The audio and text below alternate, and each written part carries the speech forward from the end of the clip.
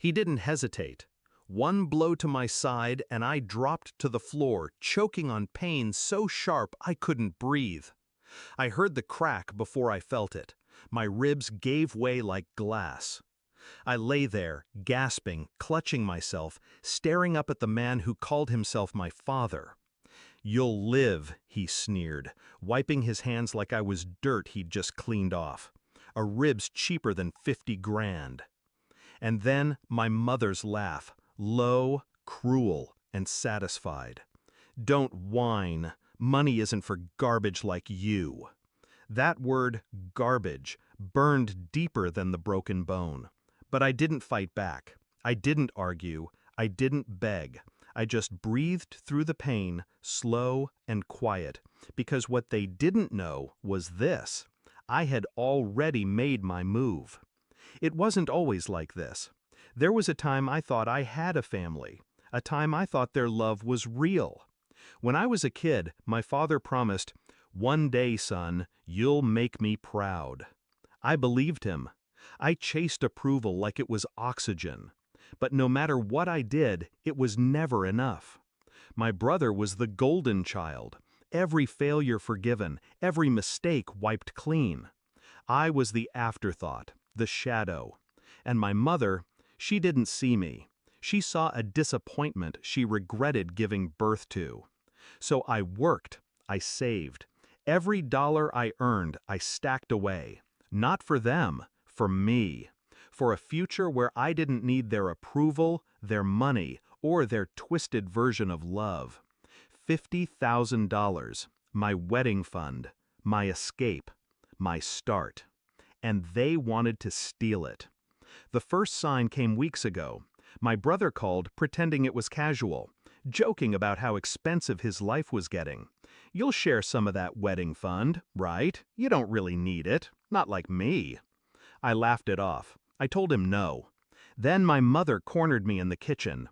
"Be reasonable. Your brother deserves the money more than you." Deserves? As if I didn't exist, as if my sacrifices, my savings, my future were already theirs to carve up. I thought maybe my father would stay out of it. But the night he broke my ribs, I got my answer. They thought pain would bend me, that fear would break me. But what they didn't know was that while they were busy treating me like nothing, I'd already secured everything.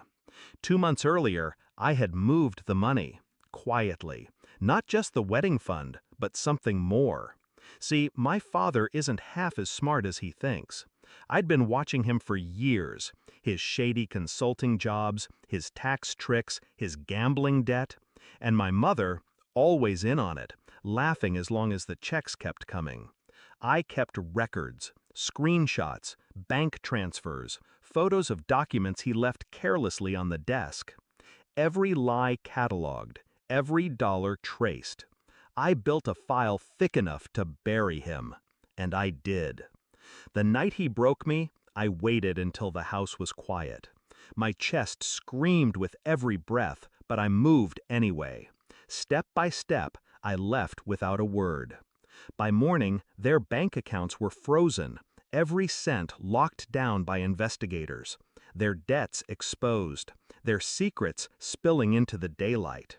They didn't know I had already sent the files to the IRS, to the state, even to his precious golf buddies on the board of directors. My father's empire wasn't built on strength. It was built on lies. And lies crumble fast when you shine a light.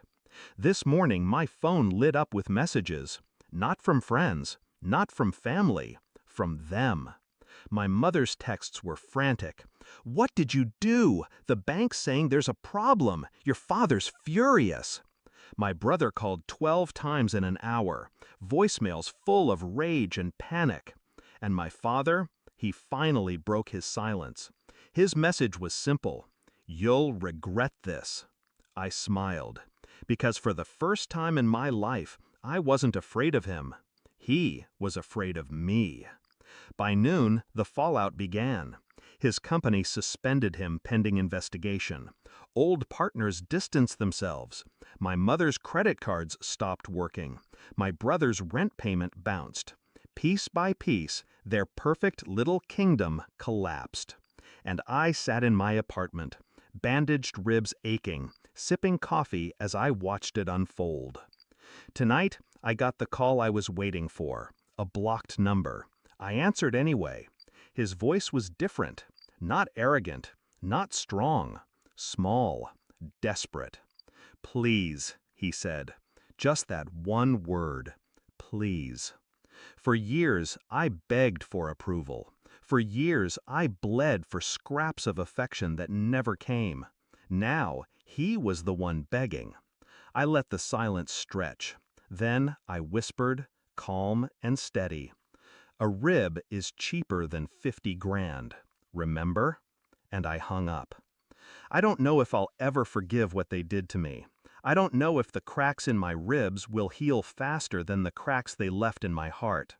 But I know this: they'll never touch me again. Not my money, not my future, not my life. They taught me I was nothing.